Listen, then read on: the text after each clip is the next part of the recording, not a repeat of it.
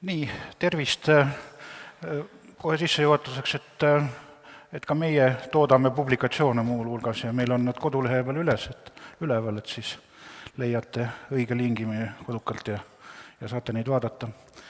Et tehnoloogia arenduskeskuste mõte, kui nad 2003-2004 neid looma hakati, oli see, et oleks side ülikoolide ja muude siis riiklike teadus- ja õppeasutuste vahel ja ettevõtete ja tootmise vahel, et oleks selline sild olema. Ja meie siis oleme ka üheks selliseks sillaks üle 12 aasta aktiivselt toimetanud ja Tehnikaülikooliga seob meid eelkõige see, et me asume siis Tehnikaülikooli Tehnopolise teaduspargis, Mektori maja on meie aknast näha ja see koostöö nendega on päris aktiivne. Nüüd, mis konkreetne, siin ministrit praegu ei ole, aga muidu oleks kiitnud tema eelkäijaid, et see, kui TAK-id loodi, et siis tegelikult oli riigi abi oli ikka märkimisväärne. Et ilma selleta oleks me küllap kah olemas, aga me oleks hoopis teistmoodi. Et kõva 75% toetati investeeringuid. Ehk siis meil on labor, mille põhivara küll väga palju on ära amortiseerunud, raamatupidamislikku väärtust ei ole, aga sellist tegelikku väärtust on ikka rohkem kui 2 miljonit eurot, rääkimata sellest, et mida ta siis veel toodab. Teine nähtus, mis meid ülikooliga seob, et meie TAK alustas nullist, oli paar hullu professorit ja mitte midagi rohkemat. Ehk siis spetsialistide, teadlaste seltskond tuli luua enda poolt. Ja nii ta siis oligi, et kõigepealt oli 10 dotsenti professorit, kes ülikoolides töötavad, ja nemad siis tõid laborisse tööle oma nutikamad tudengid, ja nüüd on siis nii, et miks see publikatsioonide vihje oli muuhulgas, et üle 20 doktorikraadi on kaitstud nende tööde pealt, mis on tegelikult rakenduslikud tööd ettevõtetele ja töö on tehtud siis meie juures ja ettevõtetes ja doktorandid on osalenud meie erinevates projektides. Üle 50 magistritöö samadel alustel. Et see on see üks selline suurem erisus võrreldes tavaliste äriühingutega. Me oleme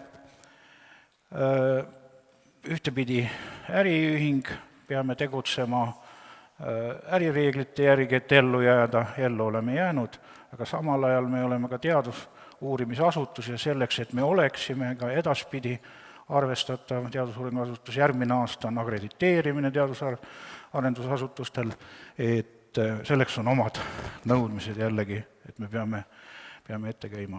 Nii, nüüd tulevad mõned pildid, mida ma otseselt refereerima väga täpselt ei hakkaks, et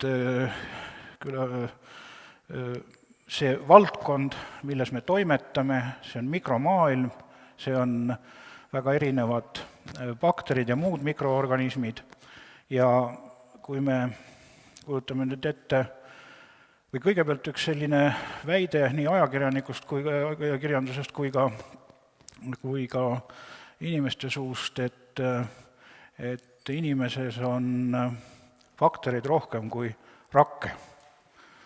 Et kas see ikka on nii, sest bakterid koosnevad ka rakkudest ju. Ja mis on integreeritud inimesse. Aga nüüd sellesse mikromaailma, et me üsnagi täpselt oskame määrata milline bakter on, kui palju ta kaalub ja bakteri kaaluks, keskmise piimapäebakteri kaaluks on mõõdetud 10 astmel miinus 14 kilo. Võtame 0, ja siis 14 nulli, no seda on raske ette kujutada, jah. Aga võrdluseks, et eriti praegu sügistaevas õhtusse me näeme linnuteed, me näeme meie siis galaktikasse kuuluvaid tähti ja ka see on ära mõõdetud, et kui palju linnutee kaalub. Linnutee kaalub siis teisele poole 10 ja jälle 16 nulli kilo. Ja nüüd siis küsimus, et kui sellele bakterile luua sellised tingimused, et ta saaks areneda, siis ta tekitab 1 tunni pärast endale teise samasuguse bakteri, eeldades ikkagi rakk kasvab jah, aga ütleme, need rakud kasvavad siis nii, et tunni aja pärast on järgmine bakter valmis, jah? 1 tunniga. Mis te arvate, palju läheb aega, et sellest ühest bakterist kasvaks valmis selline mass, et see kaaluks sama palju kui linnutee? See, kes Exceli tabeliga sõber on, see teeks vist selle algoritmi seal pole 10 minutiga valmis, aga ega ma ka päris täpselt ei tea, kuigi ma olen arvutanud, aga põhimõtteliselt 2 nädalat ei ole vaja, läheb nõksa kiiremini. Kuid, olge rahulikud, selleks, et see juhtuks, siis peavad olema mõned tingimused, kõigepealt bakteril peavad olema siis kasvutingimused, kõige parem temperatuur, mis meile meeldib, jah, meie oma kehatemperatuur, ja niiskustingimused, kõrist saadik vees, eks ole, basseinis, jah. Ja siis tuleb anda talle täpselt sama palju süüa juurde, et tamale see kasv juurde tuleks. Ja loomulikult tema jääkproduktid ära viia, nii et tehniliselt see ei ole mitte kuidagi võimalik, aga on see. Aga ometigi siis me oleme selle maailmaga kursis ja meile meeldib seal väga toimetada ja mis siis milleks siis sellega peab kursis olema, need investeeringud, mis sai nimetatud ja sai kiidetud siin siis EAS-i ja eriti ministri eelkäijaid ministreid, eks ole, kes siis meile selle paljunemiseks keskkonna lõi, et need investeeringute baasil me oleme loonud siis täppisanalüütika baasi ja inimesed välja koolitanud, kes väga täpselt oskavad mõõta, nuusutada, hinnata, kaaluda, maitsta erinevaid toiduaineid, jooke ja nii edasi molekulide tasemel, 1 molekuli tasemel. Kui me, mis iganes pakendi teeme lahti või joogipudeli lööme lahti, me tunneme aroomi, selles ühes aroomipahvakus on miljoneid erinevaid aroomimolekule. Ja üks nendest võib olla see, kes kõik ära rikub. Me oskame selle siis välja sealt eraldada ja ongi jälle ettevõttel lahendus käes. Kuidas me juustu analüüsime, kuidas me erinevaid väga unikaalseid analüüse müüme. Meil on analüütikalabor, kuid me oleme spetsialiseerunud sellele, et me ei võiste riigilaboritega ei hakkagi seda tegema, aga me oleme endal juurutanud peaaegu 40 erinevat unikaalset meetodit. Enamike nendest teised ei tee, kuna need on nii maru täpsed. Teise kujutatud vitamiine, palju neid vitamiine siis ikka ühes või teises aines on, eriti B-vitamiine, aga me oskame neid piisavalt täpselt määrata. Santa Maria teadagi ja selle grupi ettevõtted, aroom ja maitse on seal number 1, nii et see on see kõige tähtsam. Ja nüüd siis see slaid ja paar slaidi edasi veel, jõuame siis teema juurde koostöö Salutaguse pärmitehasega. Lallemand on teada, et seal on umbes 2200 töötajat, käivet ei tea keegi, tegemist on perefirmaga, Kanada seaduste järgi ei ole aruandekohuslane. Keegi ei tea, mis täpselt toimub. Tootmisettevõtteid on umbes 20 riigis, on uurimisasutusi, kui jällegi on viitsimist Lallemandi kodulehekülg lahti teha, leida sealt link R&D, siis Lallemandil on 3 teadusarendusasutust, üks on Toulouse'is, üks on Montrealis ja üks on siis Tallinnas meie aadressil, et 3 keskust. Vaieldamatult suurim pärmide, aga ka muude mikroorganismide tootja maailmas. Järgmine klient on veel värvikam, Dupont. 5-6 aastat tagasi, kui meil oli nendega esimene leping, siis oli selle firma käive ütleme Eesti Vabariigi eelarvega võrreldav suurus. 4 aastat tagasi, 3 aastat tagasi oli see käive juba kasvanud 100 miljardi euroni ja nüüd on veel suurenetud ja suurenenud, see on üks globaliseerumise nähtus. Ja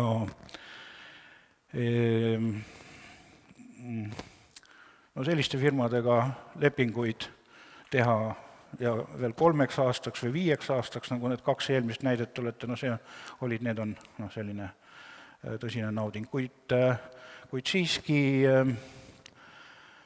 me, nagu öeldakse, mune ühte korvi ei pane, et Lallemand, Dupont, Valio ja Valio tööd ei ole pelgalt siis ainult Võrus või Rannus, vaid ka Lavillahtis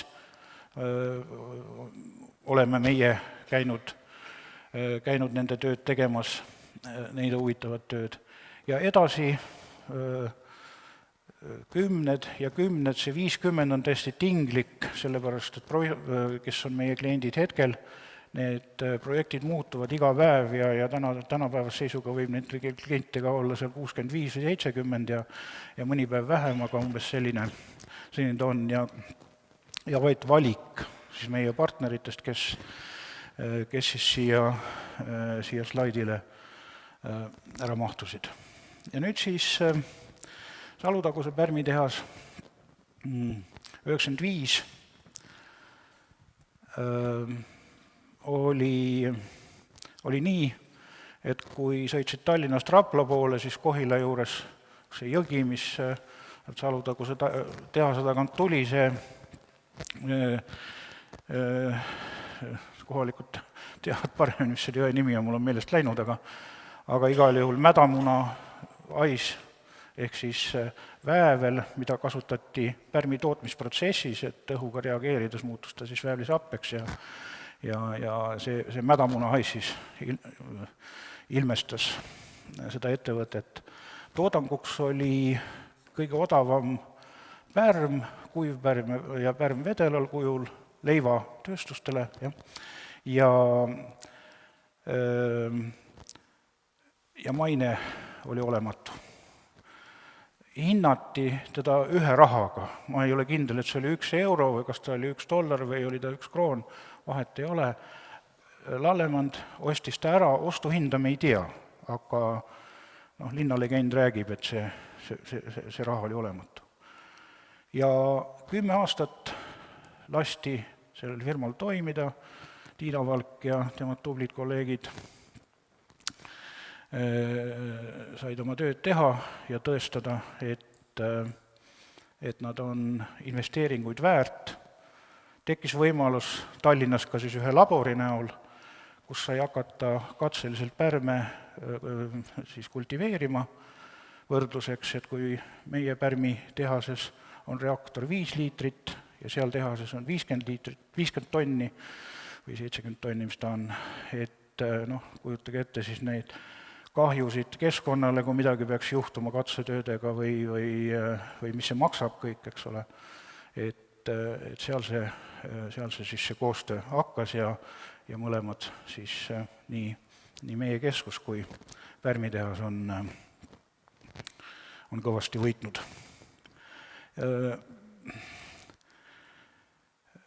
2005. kuni 2015. juurutati terve plejaad uusi tehnoloogiaid ja tooteid. Tiina Valk ei ole mitte ainult fantastiline tootmisjuht ja direktris, vaid ta on kogu selle suure korporatsiooni kõneisik, kontroller muideks. Et ega seal kardinaalsed otsused ilma temata ei pruugita isegi tehta, ma natukene lihtsustan muidugi, aga no mis sa teed, nii see on. Ja kuna mulle oodati niimoodi tõsiselt otsa, siis ma püüan siis järgmise slaidini leida paar minutit videoks, et ei läinud, ei õnnestunud. Natuke peab ootama, jah. Et ega seal videol pole midagi erilist, kui et mõned ilusad näod, vanemad mehed ja noored daamid, meie firma töötajate keskmine vanus 5 aastat tagasi oli 28. Praegu on natuke rohkem, 32, aga endiselt püüame noored olla.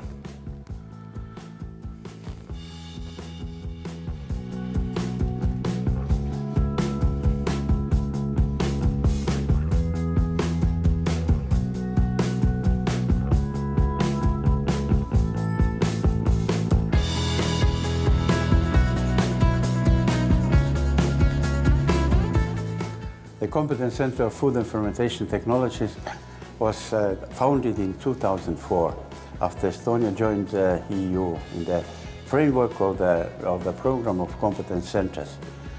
We have developed basically in two directions, food technologies and also optimization of biotechnological processes. From the very beginning, our emphasis was on the development of systems biology and synthetic biology.